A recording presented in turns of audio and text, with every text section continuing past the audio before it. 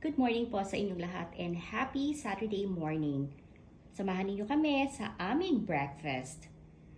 Ako po ang nagluto lahat nito kasi alam naman ninyo, basta't meron po akong time na magluto, I always wanted to cook for my family. Okay, so first of all, meron po tayo ditong pancakes. At alam niyo, gusto ko pong i-discuss sa inyo at sabihin sa inyo ang bawat health benefits ng mga ito. So ito pong pancakes, it actually provides energy from carbohydrates. So, kailangan din po yan ng mga bata, yung mga nag-aaral, yung mga anak ninyo. At syempre, sa atin na rin. Diba? Kailangan din natin ng energy every day. Ang susunod po ay cheese. Ayan po ang keso. Although ang cheese po is high in saturated fat and sodium, mataas din naman po siya sa calcium and protein. At ang sausage po provide high levels of vitamin B12 and iron. At syempre, hindi mawawala ang eggs. So I made a scrambled eggs. At sabi ko nga sa inyo, every morning talaga po, kailangan talaga namin ng eggs. Kasi alam niyo po ba mga health benefits ng eggs?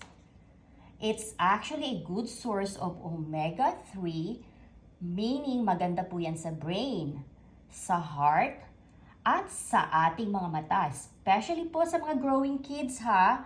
Kaya make sure parati ninyong pakakainin ng mga anak ninyo ng eggs. Napaka-importante po nito sa development ng brain ng ating mga anak. At kung mapapansin po ninyo, meron po ako nilagay mga parang green.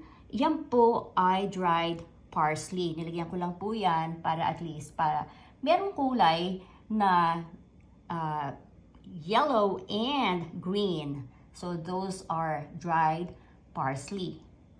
At ang pinaka-importante po sa lahat, ang ating coffee. Although, hindi na po ako brewed ng coffee kasi usually in the morning nagbo-brewed po ako ng coffee. But this time, tayo po ay magtitimpla ng instant coffee. Yan po ang taster's choice. So, aside sa pangpagising ang kape, sa mga inaantok sa umaga, it also protect our brain from Alzheimer and Parkinson's disease. At ang kape po can lower the risk of depression. Ayan po. At ito po ay ang mga condiments para po sa ating pancake. Mayroon po tayong chocolate fudge cashew butter. Meron din po tayong strawberry jam. At ang syrup for the pancakes. And last but not the least, ang ating freshly cut oranges. Ang oranges po provide significant health benefits due to their high content of vitamin C, fiber, and antioxidant. Maganda din po yan sa ating mga skin. Pampaganda, syempre. Gaganda ang skin mo basta parati ka kumakain ng oranges.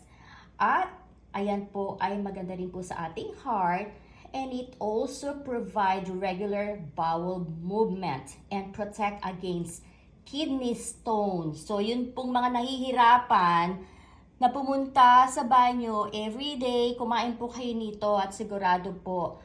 Kasi parang fiber na nga rin po ito because of the fiber content.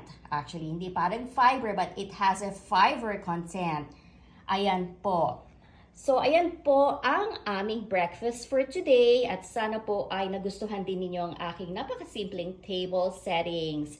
Ayan, sasabihin ninyo sa bahay lang, bakit parang nasa hotel nakakain? Ganyan po talaga ako. Gusto ko po talaga special for my family. Lahat po na ginagawa ko ay special for my family. Especially for my family, syempre, kailangan mas magandang mga gagawin natin. Syempre, araw-araw po yan, ano? Hindi po yung bang for special occasion lang natin gagawin yung mga ganyang table settings or yung mga ganyang yung pagluluto, ina-arrange pa po natin kasi every day is a blessing, especially pag nandiyan po ang ating pamilya. So, ayan lamang po ang aking table settings at ang breakfast po namin for this morning. So, happy weekend po sa inyong lahat. And I'm sure nagpe-prepare na rin po kayo ng inyong mga breakfast. Alright, see you guys later. Thank you for watching. Bye!